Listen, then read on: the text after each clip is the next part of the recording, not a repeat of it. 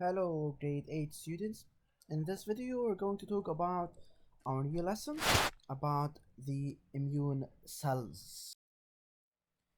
So in this video we're going to differentiate between the red blood cells and the white blood cells.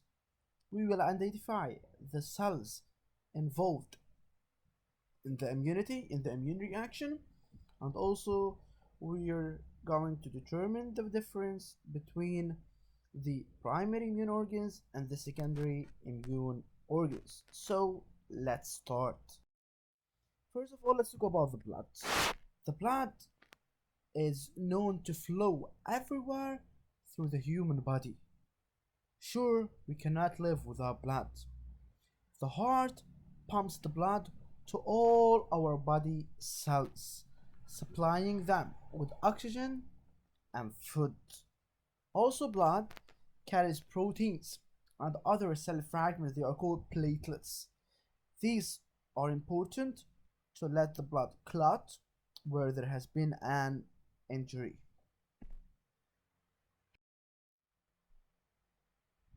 Let's talk about the blood cells.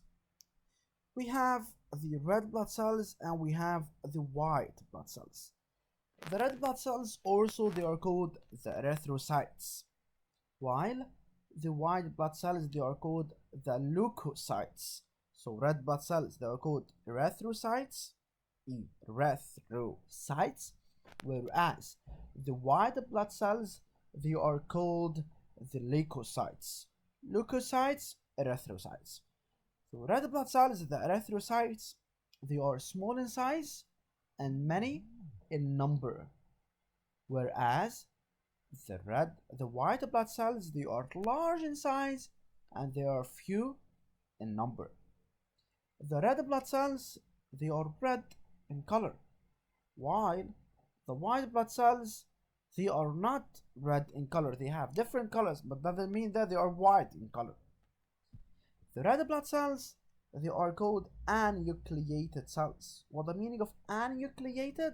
Meaning that they don't have nucleus, whereas the white blood cells they are nucleated, meaning that they have nucleus.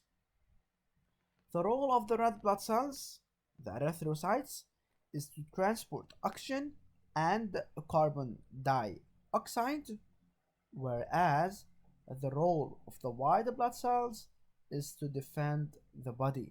They are called the immune cells. So red blood cells they are small in size, many in number. White blood cells they are large in size, few in number. They are red in color, the red blood cells, while the white they are not red in color. The red blood cells they are anucleated cells, meaning that they don't have nucleus, whereas the white blood cells they are nucleated. The role of the red blood cells is to transport oxygen and carbon dioxide in the body, whereas the role of the white blood cells is an immune role. They have a role in immunity. That's why they are called immune cells. This is a blood smear under the microscope showing that we have about 5 to 6 million cells per milliliter of red blood cells, whereas white blood cells they count about 5,000 cells per milliliter. So the red blood cells, as we said, they are red in color. The white blood cells they are not red. Here they look about purple or violet in color. The number of the red blood cells we have high number of cells, about 5 to 6 millions per milliliter, per 1 milliliter, whereas in the white blood cells we have about 5,000 cells per milliliter. The cells involved in immunity. The cells involved in immunity they are first of all the monocytes. Monocytes they have a shape like a horseshoe. That's why they have a nucleus like horseshoe shaped nucleus. It look like the shoe of the horse. So monocytes, the first type of cell involved in immunity, they have a nucleus which is a horseshoe shaped nucleus, small cytoplasm, and the cytoplasmic membrane. Kindly note that any figure that you have to draw it from now on. You have to draw it inside a box. You have to give it a title and you have to label it. Plus, you have to draw it using a pencil and only a pencil. So, monocytes, they are large in size. These are the properties or the characteristics of the monocytes. They are large in size. They have horseshoe shaped nucleus. They flow in blood vessels. They can cross the capillary walls. They mature into a macrophage, meaning that they have a role in phagocytosis, meaning that eating other cells. So monocytes, they are large in size. They have horseshoe-shaped nucleus. They flow in blood vessels. They can cross the capillary walls and move from one organ to another. They mature into macrophage and they have a role in phagocytosis, meaning that eating other cell. The second type of cells is the granulocytes. Granulocytes, they are special because they have, from their name, granulocyte, they have granules. And also they have multi-lobed nucleus. It's composed of more than one part. So they have multi-lobed nucleus. They have granules in the cytoplasm, and here is the cytoplasmic membrane. Let's move to the characteristics. Granulocytes, they are large in size. They have multi-lobed nucleus. They have granules in their cytoplasm. They flow in the blood vessels. They can cross the capillary walls, and they have a role in phagocytosis, meaning that eating other cells. So here, large in size, it's common between them and the monocytes. Here they have multi-lobed nucleus, the granulocyte, whereas the monocyte, they have horseshoe-shaped nucleus. Granulocytes, from their name granulo, they have granules in the cytoplasm. They flow in the blood vessels. They can cross the capillary wall, and also they have a role in phagocytosis. So both monocytes and granulocytes, they have a role in phagocytosis. That's why they call phagocytes or macrophages. Moving to lymphocytes. We have two types of lymphocytes. We have B lymphocytes and T lymphocytes. B lymphocytes, they are large in size. They have large round nucleus. They have a small cytoplasm, and they have a role secretion or production. They secrete or produce antibodies to kill the non-self, and these are the antibodies. They are Y-shaped structures found on the surface or the membrane of the B lymphocytes. So B lymphocytes, they have large round nucleus, and this is a common property between B and the other type of lymphocyte, which is the T, large in size, large round nucleus, small cytoplasm. The difference in the secretion of the antibody in B and T, they have another role, and this is the figure for B lymphocytes. This is the label for this figure. We have cytoplasmic membrane, large round nucleus, the small cytoplasm, and the Y-shaped structures. They are called antibodies. Let's move now to the T lymphocytes. As you see, both of them, they have B and T, they have large in size. T lymphocytes, they have large round nucleus, and also the B, they have large round nucleus. They have small cytoplasm. Also, they have the small cytoplasm in B.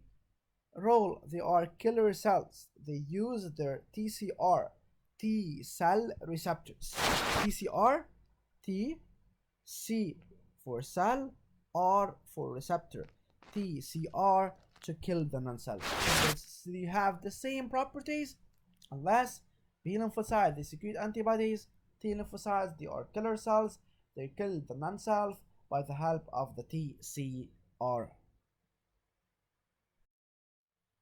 So this is the figure: cytoplasmic, large rounded nucleus, small cytoplasm, and TCR, the T cell receptors. Maybe in the quiz or in the worksheet, maybe I will give you a question, give you a cell with large rounded nucleus and small cytoplasm without antibodies or TCR. And I told you what is the name of the cell. This cell maybe it will be B or T. Okay? So this is the question. Here we have three types of cells. Based on the figures you see in each of the given cells. Identify from now on. Grade 7, we took this. Grade 8. Let's have a quick revision for this. Every verb at the rhyme of Wi-Fi, we have to justify. For example, identify, classify, specify, all of them you have to justify. So every verb at the rhyme of Wi-Fi, we have to justify.